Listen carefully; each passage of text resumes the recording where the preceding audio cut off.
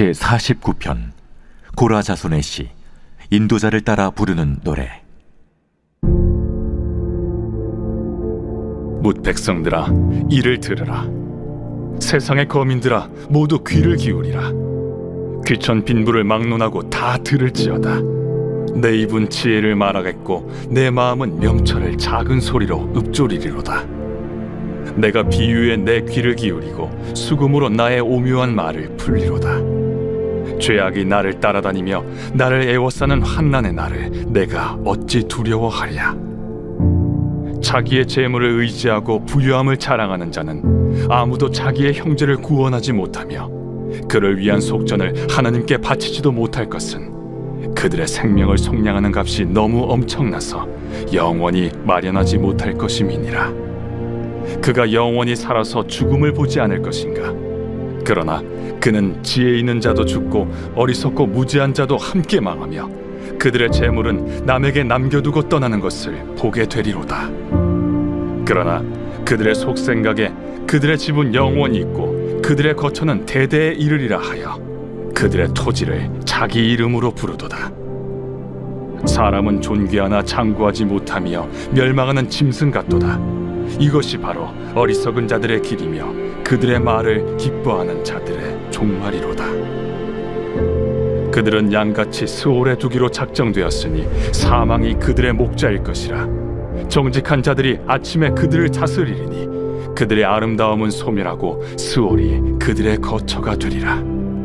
그러나 하나님은 나를 영접하시리니 이러므로 내 영혼을 스올의 권세에서 건져내시리로다. 할렐루야. 오늘도 생명의 진리의 말씀인 주님 말씀에 귀를 기울이는 우리 복된 저와 우리 성도님 되시기를 축복드립니다. 오늘 말씀의 제목이 모두 귀를 기울이라, 모두 귀를 기울이라입니다.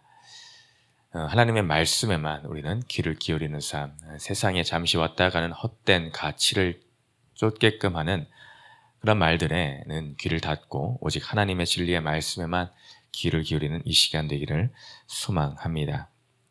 시편 49편은 그래서 첫 번째 단락에서부터 우리가 들어야 될 것이 있다. 그것은 바로 지혜의 말씀이다.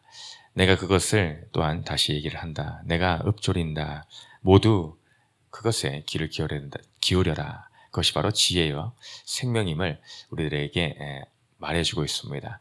그러면서 이 49편에서는 그건 무엇을 말해주고 싶은 것인가, 어떤 지혜를 우리에게 알려주고 싶은 것인가 라고 한다면 그것은 물질에 너무 의지하며 부유하게 되려는 일에만 소망을 두는 삶의 자세가 잘못됐다라는 것을 가르치며 오직 하나님 그것에만, 말씀에만 귀를 기울이고 하나님만을 소망 삼고 나아가야 될 것임을 말해주는 것, 그것이 바로 오늘 49편이 하고자 하는 말입니다. 그래서 49편에서는 이 부와 명예에 대한 것을 적나라하게 직면시키면서 그것이 헛된 가치를 쫓아 사는 것임을 알려주고 있습니다. 성경에서 이 시편 오늘 49편 뿐만이 아니라 무수히 많은 곳에서 이 부에 대한 것을 지적을 하고 경계하여 가르쳐 줍니다. 이 부유함이 이 물질, 재물을 쫓아 사는 삶이 그토록 위험하기 때문에 성경은 계속하여서 반복적으로 우리들에게 가르치죠. 오죽하면 너희가 물질과 하나님을 겸하여 섬기지 못할 것이다 라는 말씀까지 있겠습니까? 하나님을 대적하는 반대편에 강한 세력으로 등장하는 것이 바로 재물입니다. 우리가 생각할 때에 이것은 쉽사리 인정이 되는 부분일 것입니다.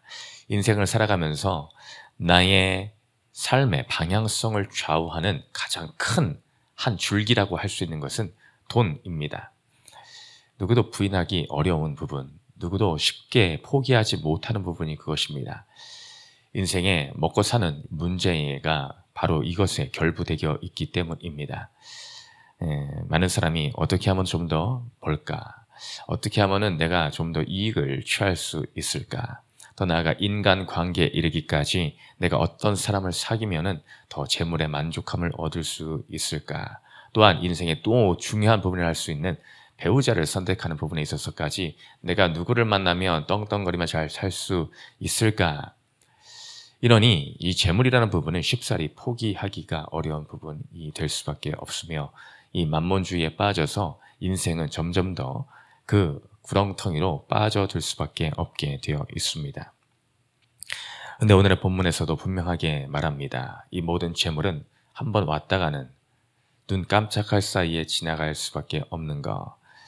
영원한 만족을 줄 수 없으며 영원한 영생을 절대로 보장해 줄 수 없다라는 것입니다.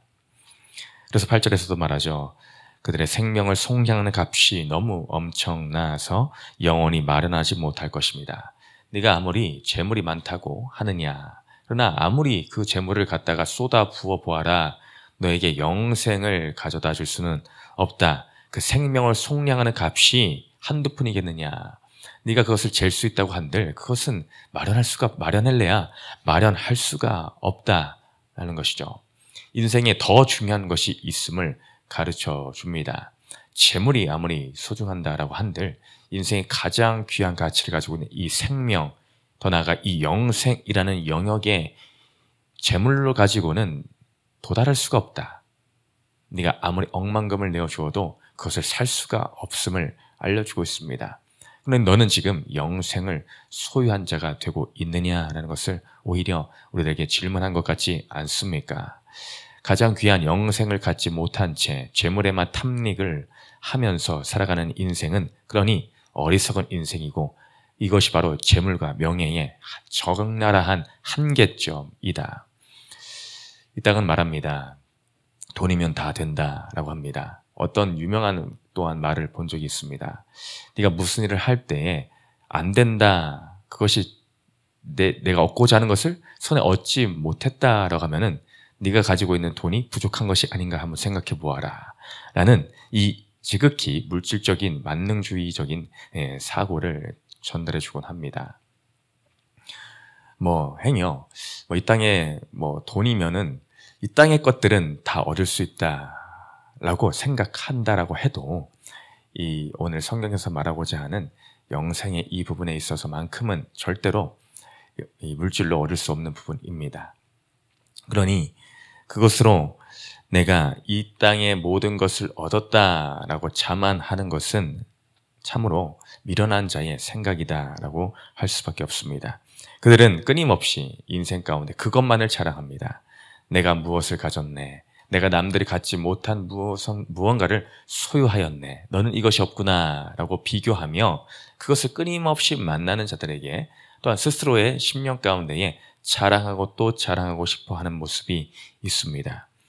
그래서 6절에서도 자기의 재물을 의지하고 부유함을 자랑하는 자에 대해서 말을 하고 있는 것입니다. 우리가 앞서 사사기의 본문을 보았습니다. 이 사사기에서도 대표적인 인물이라고 할 수 있는 이 기드온도 하나님으로부터 사사로 부름받아서 귀하게 쓰임 받았지만 그의 말로가 어땠습니까? 자신을 지도자로 왕으로 삼고자 하는 그 모든 유혹은 잘 이겨냈지만은 그 부와 재물에 대해서는 그는 넘어가고 말았습니다. 그래서 모든 귀걸이나 코걸이나 이런 가락지들 이런 것들 금으로 된 모든 것들을 모아서 자신이 그것은 결국은 금으로 된 에봇을 만들어 그것으로 우상 숭배의 빌미를 제공하고 말지 않았습니까? 이처럼 하나님의 택한 말은 사사를 할지라도 이 재물의 유혹에 있어서 자유롭지 못하다라는 것입니다. 그 외에도 너무나 많은 곳에서 우리는 볼 수가 있습니다. 마가복음 10장 17절 이하, 누가복음 16장 19절 이하에서는 부자와 나사로의 유명한 이야기가 등장을 합니다. 이 부자는 스스로가 너무나 부유했습니다. 자색 옷과 고운 베옷을 입고 날마다 호화롭게 즐겼다라고 합니다. 날마다 호화롭게 즐겼다. 그러나 그 주위에 있는 이 나사로라는 사람이 보이지를 않았습니다. 헐벗고 굶주린 자. 그에게 대한 긍휼과 사랑함이 나타나지 못하는 이 부자의 태도. 성경은 말하죠. 가난한 자 한 사람 한 것이 나에게 한 것이다. 그리스도에게 한 것이다 라고 말합니다. 그는 영혼을 향한 마음이 없었습니다. 자신의 배만 채우고 호화롭게 사는 것. 그러니 그 결국은 어떻습니까? 모든 것이 호화로운 부자라 할지라도 결국에는 영생을 소유하지 못하고 지옥에 빠져들고 마는 모습을 발견케 됩니다. 뿐입니까? 누가복음 12장 13절 이하에서도 한 부자의 비유가 등장을 합니다. 그가 너무나 가진 것이 많으니 스스로에게 어떻게 말합니까? 안 되겠다. 이 지금의 곳간을 헐고 더 크게 짓고 내 모든 곡식과 물건을 거기에 쌓아두어야 되겠다라고 말을 합니다. 그때에 하나님이 말하시더 어리석은 자야, 오늘 밤에 네 영혼을 도로 찾으리니 그러면 네 준비하는 것이 누구의 것이 되겠느냐. 자기를 위하여 재물을 쌓아두고 하나님께 대하여 부유하지 못한 자가 이와 같으니라. 이 부유한 자 역시 자기의 배만 채우며 현실의 것을 넓히고 확장시키는 것에만 치중되어 있었습니다. 그러니 하늘나라의 것에는 전혀 소망을 삼지 못하고 있는 인생이었습니다. 그러니 하나님이 마지막 때에 나타나 이 어리석은 자다라고 책망을 합니다. 네가 가지고 네가 지금 자랑하는 그것, 네 영혼이 오늘 내가 부른다면은 네가 가지고 자랑하는 그것이 누구의 것이 되겠느냐. 하나도 자기의 것으로 삼을 수 없음을 알려주고 있는 것이 아니겠습니까? 또 더 나아가 마가복음 10장 17절 이하에서는 한 재물이 많은 사람에 대해서 나옵니다. 그는 길을 가다가 예수님에게 찾아와 묻죠. 선한 선생님이여, 내가 무엇을 해야 영생을 얻겠습니까? 라고 합니다. 그때 예수님께서는 계명을 대시며 네가 이러이러한 것들을 지켜야 될 것이다 라고 말씀합니다. 그때 그 재물 많은 사람은 내가 이것을 어려서부터 이미 다 지켰습니다. 그럼에도 내가 부족한 것이 무엇이 있겠습니까? 라고 할 그때에 예수님은 그래, 잘하였다. 그러면서 그러나 네가 한 가지 여전히 부족한 것이 있으니 내 재물을 팔아 가난한 자들에게 나눠주고 너는 나를 따르라 라고 하십니다. 그때에 이 재물이 많았던 이 사람은 어떤 반응을 보입니까? 그가 재물이 많은 거로 심히 근심하며 결국엔 떠나가고 말았다라고 합니다. 이 부자, 이 재물이 많았던 자가 처음에 예수님을 찾아왔던 목적을 기억해 보십시오. 예수님께 어떤 걸 질문했습니까? 내가 무엇을 하여야 영생을 소유할 수가 있겠습니까? 그가 예수님을 찾아온 것은 인생의 가장 중요한 것이 무엇인지를 알고서 찾아왔습니다. 영생을 어떻게 해야 소유할 수 있겠습니까? 라고 할 때에 예수님은 그가 원하던 그 대답을 알려주셨습니다. 그거 팔아갖고 날 따라라. 근데 그는 재물이 많았으므로 근심하며 결국 떠나가고 말았습니다. 예수님이 가르쳐준 영생의 길이 이것임을 알려주셨는데도 그대로 순종하지를 못했습니다. 결국 그가 가지고 있던 그 재물이라는 것이 그의 발목을 붙잡고 말았습니다. 영생이라는 길목에서 고민시키더니 결국에는 그곳에서 떠나가게 하였다. 이 얼마나 아이러니한 일입니까? 자신이 그것을 구하고 왔는데 해답을 주니 그것을 하지 못하는 그 재물이 많았던 그 사람의 이야기. 이처럼 이 부와 명예라는 이 모든 것들은 이 하나님의 영생의 이 비밀 앞에서 고민하게 만드는 요소, 우리의 발목을 끊임없이 붙잡고 놓아주지 않는 최고의 골치 덩어리가 되고 맙니다. 우리가 하나님과의 관계 아래에서 우리에게 영생을 주시기 원하시는 그 하나님의 뜻, 사랑하는 자녀에게 최고의 삶을 허락해 주시고자 하는 하나님의 놀라운 섭리가 우리 삶 가운데 있는데 우리는 과연 얼마나 그 하나님의 뜻 앞에 자복하고 순종하며 나의 모든 욕심을 지금 내려놓고 있느냐라는 것입니다. 죽음이라는 이 문제 앞에, 이 문턱 앞에 내가 섰을 때에 이 재물이라는 것이 나에게 이 죽음의 문턱을 넘어가게끔 할 수 있는 능력이 있느냐를 우리는 적나라하게 바라봐야 됩니다. 지금 내 바로 앞에, 코앞에 죽음이 다가왔다 생각해 보십시오. 그때 이 죽음에서, 이 사망, 지옥에서 천국으로, 영생으로 나를 넘겨줄 수 있는 것이 재물이 되냐라는 것입니다. 절대로 될 수 없음을 오늘 성경은 말해주고 있습니다. 그걸로 너의 영생이 보장될 수가 없다. 재물이 1원이 있든 100만금이 있든 얼마가 있던 상관없이 그 모든 것은 너의 그 죽음에서 생명으로의 그 한 걸음을 내딛게 하는 능력이 단 하나도 없음을 알려주고 있습니다. 모든 것이 오답입니다. 죽음의 문턱 앞에서 내 영생을 보장할 수 있는 것을 나에게 보여달라라고 하나님이 말하신다면 내가 재물을 내어드리면 그것은 하나님 앞에서 정답이 될 수가 없습니다. 그 안에서 정답이 될 수 있는 것, 바로 영생으로 넘길 수 있는 것은 주 예수 그리스도의 이름이고 우리 그분을 향한 믿음밖에 없음을 오늘도 기억하고 나아가야 됩니다. 그래서 15절에 말하는 것이죠. 그러나 하나님은 나를 영접하시리니 이러므로 내 영혼을 수월의 권세에서 건져내시리로다. 수월은 사망 권세를 말하는 것입니다. 이 수월에서 건질 수 있는 것은 그 무엇도 아닙니다. 바로 하나님은 나를 영접하시리니, 주 예수 그리스도의 이름, 그 하나님을 믿고 의지하는 것, 그 믿음 안에서만 온전히 나를 영접할 수 있는 것, 그것밖에 없다. 이 세상에 아무것도 아니구나. 그것은 잠시 지나가는 연기와 같고 안개와 같은 것일 뿐이구나. 그것은 다 사라져 없어질 것이구나 라는 것을 날마다 우리는 매 순간 새겨야 됩니다. 그렇지 않으면 사탄이 또 틈타고 들어와 또 부와 명예에 우리의 눈독을 들이게 하기 때문입니다. 그러니 전도서의 저자 솔로몬은 이야기합니다. 전도서의 시작 1장 1, 2절의 말씀에서 다윗의 아들 예루살렘 왕 전도자의 말씀이라. 전도자가 이르되 헛되고 헛되며 헛되고 헛되니 모든 것이 헛되도다. 전도서를 시작하는 말씀은 헛됨을 이야기해 줍니다. 그러나 전도서에, 그러면서 마지막 전도서의 마무리의 말씀이 무엇입니까? 이 세상의 모든 것은 다 헛되지만 결국에는 마지막 알려주는 교훈 12장 13, 14절에 일의 결국을 다 들었으니 하나님을 경외하고 그의 명령들을 지킬지어다.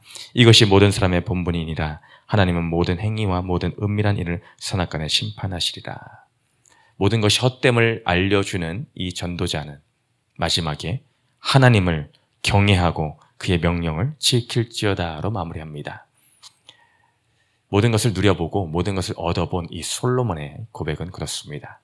내가 모든 것을 해보니 다 헛되다. 그러니 오직 우리는 하나님을 경외할 것밖에 없다. 그의 말씀에 순종하는 것밖에 없다. 이 지혜자의 말을 새김으로 오늘도 우리의 삶에 귀를 기울여야 될 하나님의 그 한 말씀이 있음에 감사드리며 말씀에 뿌리를 내리고 순종해 나아가는 저와 우리 성도님 되시기를 주님의 이름으로 축원드립니다. 두 번째 질문 읽고 마치겠습니다. 시작. 나는 일시적인 것보다 영원하신 하나님을 더욱 의지합니까? 기도합니다. 오늘 시편 기자는 이야기합니다. 너는 귀를 기울이라. 우리는 지금 무엇에 귀를 기울이는 인생입니까? 잠시 왔다가는 일시적인 부와 명예, 세상 것에 오늘도 매료되어 빠져 살고 있지는 않습니까? 이런 어리석음에서 떠나 미련함이 깨뜨려져 영원하신 하나님 그분을 소망하며 나에게 영생을 주신 능력에 주님 말씀에 붙들려가는 우리 삶 되게 하여 주시옵소서. 예수님 이름으로 감사 기도드렸습니다. 아멘.